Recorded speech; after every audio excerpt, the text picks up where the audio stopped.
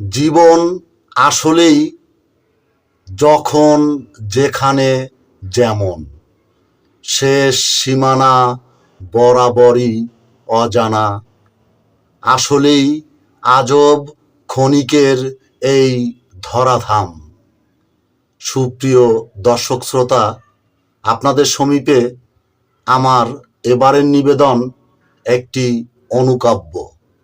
অনুকাব্যটির শিরোনাম জীবনের রং। কলমে ও আবৃত্তিতে আমি গোলাম ফেরদৌস মনির।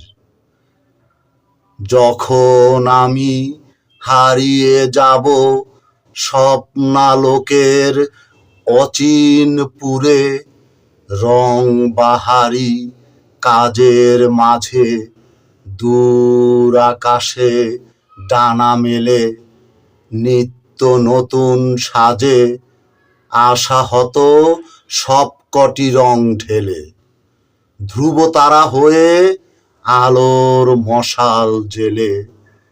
বৃত্ত বৈভব বৃথা অকারণ, শুধু মনের দামেই যায় যে কেনা মন।